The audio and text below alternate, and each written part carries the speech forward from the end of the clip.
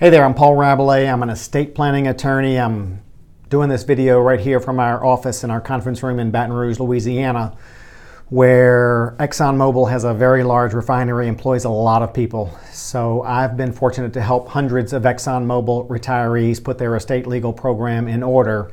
Another little tie I have to Exxon is when my grandmother passed away, I was 8 years old. My grandfather worked for Exxon, so I inherited some Exxon stock. When I was 8 years old, of course, turned into ExxonMobil stock, and it enabled me to do some things for my family, education-wise, that I would have really struggled doing if I didn't have that. So want to go through with you some of the estate planning issues that affect ExxonMobil retirees. So, and I realize every individual is different, has their own objectives, concerns, values of what they have are different, but there's a theme that we see, and I want to address some of the common issues. The typical ExxonMobil retiree, likely in their 60s, maybe younger, maybe older, but a lot of times when we see them retire, they're in their 60s. They probably worked for ExxonMobil. I'm going to call it ExxonMobil. I know it was Exxon, then ExxonMobil. They probably worked for ExxonMobil for 30 plus years. Their largest financial asset, no doubt about it, is their retirement account. It may still be in their ExxonMobil Savings Plan, although they may have rolled it over into an individual retirement account or IRA. A few ExxonMobil retirees will take advantage of the NUA stock rules and will have a separate, separate NUA stock in a brokerage account. Most of them don't. Most of them roll it over, to an IRA. They're gonna own some other assets in addition to their retirement account. Some of them will have an additional brokerage account where they hold some investments in an individual or joint account. They all have a home. They all have vehicles. They all have bank accounts, checking accounts, savings accounts. Some have some CDs. They may have some other things. They may have some additional real estate other than their home. Maybe they have some rental property. Maybe they have an owner in some family property that they're a co-owner of. And then maybe they, just because they're retired, they've got a few toys. Maybe they got the camper or the RV or the boats or the Harley. Or maybe they don't have any toys, but they got a long, honey-do list, and it's going to take them a couple of years to get through that once they retire. So there's your typical ExxonMobil retiree. Now, what are their objectives when we start asking them what they want to make sure they accomplish and what we walk them through? Well, most of them, want to keep things simple. Things have been kind of hectic over the years. Now they're ready to get everything in order, and they want to keep it simple. They want to provide for their family the right way, and we have to kind of define what that means to them. They want to be fair, and again, we have to define what that means. They all want to avoid tax. They've been paying income tax, their whole lifetime. They'd like to avoid as much tax as possible. So they want to have a solid legal program in place. They want to have their affairs in order. They want to keep the government out of their estate. So they don't want to make any big mistakes. They've worked too hard. They want to keep it in the family.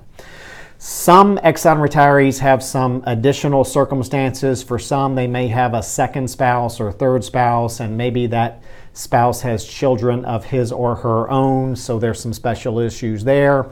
Some Exxon retirees who have children and they don't want to leave a big chunk directly to the children for the fear that the children can't handle the money, they'll blow it, they'll use it for the wrong reasons. So there's those issues for some. Some have children who are getting certain government benefits and they want to make sure those government benefits are protected. So, and there could be a number of other unique circumstances that apply to ExxonMobil retirees, but that's the basics. Now we get into the kind of plan design, and so we'll start with the retirement account, biggest financial asset. This is one I say that it's simple unless it's not simple. So let's start the simple one. Simple one, Exxon retiree, been married to the same spouse for 40 years. They had 2 kids. Now the Exxon retiree, let's say he's 66 years old. Kids are, grown, 30s, 40s. They have jobs, careers of their own. Maybe some of them work at Exxon as well. They've shown maturity. So under that set of circumstances, we often see the Exxon retiree name his spouse or his or her spouse as the primary beneficiary of the retirement account and name the kids as equal beneficiaries, contingent beneficiaries. So that works well, both from a wanting the surviving spouse to have that complete control over the assets, and then it goes to the children after both spouses die, and it often accomplishes really some the tax advantages from a required distribution rules as those rules relate to a surviving spouse or a non-spouse. So again, lots of written and said about that. So that's when it's simple. Now, when it gets not simple, it can get really complicated. So sometimes we'll kind of gradually get into it. Sometimes, whether there's a blended family or not, sometimes an Exxon retiree will say, I want my spouse to have 60% of my retirement account, but I've got 2 kids and I want to see them, or make sure I leave 20% of my retirement account to each of them. See that sometimes in the blended family situation. And then when it gets to another level of complexity, it's when you name a trust as the beneficiary of your retirement accounts, either because perhaps in a second marriage situation, you want to leave your retirement account so that it's available for your spouse, but then when your spouse dies, what's left must go back to your children. Your spouse can't redirect and name new beneficiaries. So lots of different issues there. The more complicated you get with naming trusts as beneficiaries of retirement accounts, the trickier it gets with required distribution rules. Want to make sure you get all that stuff right. So in addition to the retirement account, there's going to be other assets that will always have to be dealt with. And I mentioned them a moment ago: the real estate, the brokerage account, other things titled in your name. And so we'll have conversations about how you want to leave those things to the surviving spouse, how you want to leave those things to the children. For some people, when you leave things to your spouse, you can leave them where the surviving spouse has complete control over those things and can change the ultimate disposition. You may want to prevent that, so we'll have that conversation. And then after both spouses pass away, there's the, how do you want to leave it to the kids? For most people, they want to leave it to their kids equally. Some people would like to specifically leave assets for the grandchildren. Maybe they're saying, my son, his wife is so controlling and she spends money so fast. So if I leave money to my son and she gets her hands on it, my grandkids won't ever get anything. So let's leave something, off the top to the grandchildren, and then we'll leave the bulk of it to our kids to protect our grandchildren. So a lot of those discussions, in addition to the discussion of who's going to be the one to handle all of this when you and your spouse pass away, who's going to make sure all the distributions are appropriate. And then there's usually some discussion about whether to do this through your will or through a trust. The will scenario is, you have it in your will, how you want to leave things to your spouse and kids, but when you die, you leave everything in your name and then everything's frozen. We've got to go through a court supervised process. And really you go through it twice, or the family does, because they go through it when each spouse dies.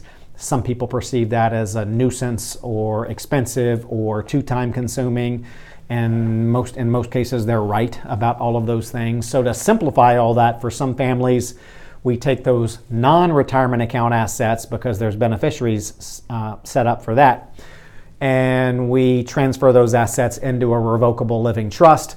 And then the trust really replaces the will, because the trust says what happens to all those assets when you pass away. So, and then we'll designate a trustee to handle this after you or you and your spouse pass away.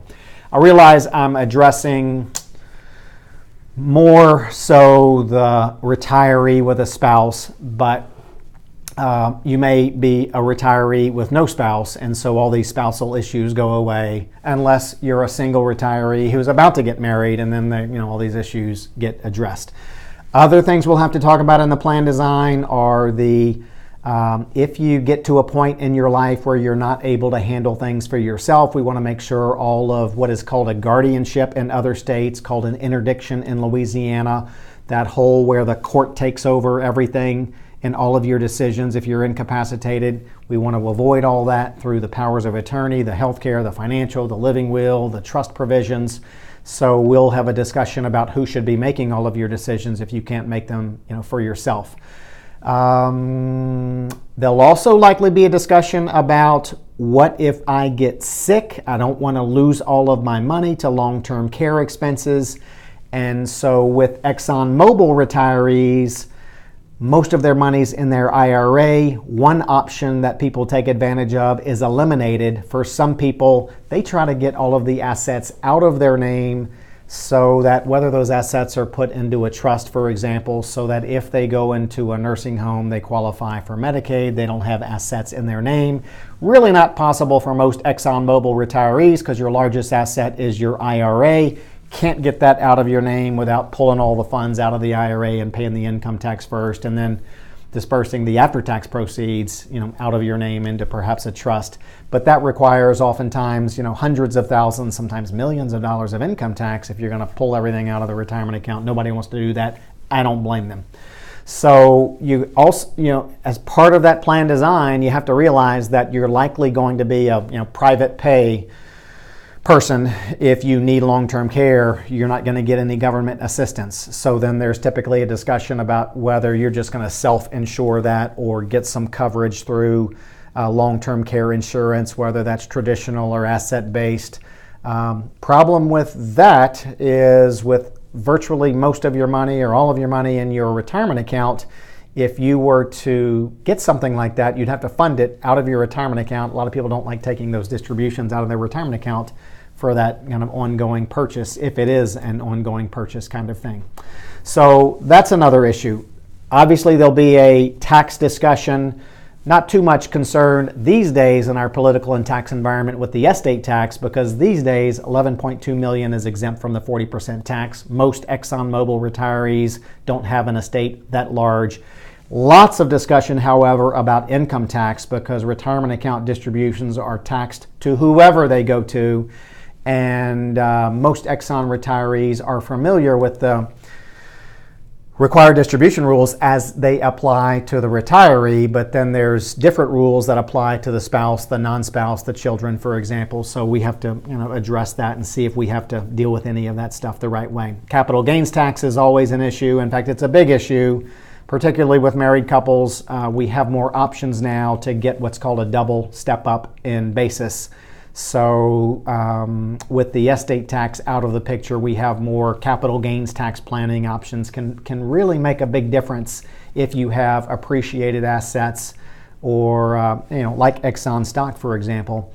It can, setting it up the right way versus the wrong way can really save a lot of tax when that Exxon stock is ultimately sold. There's always some miscellaneous decisions, things like, oh, should we put somebody on our bank account because my mother put me on her bank account? How do we handle personal effects, funeral arrangements? That's all part of the entire estate planning program, making things easy for the family. Then once the plan is designed, we customized all the legal instruments, and that's a job in itself.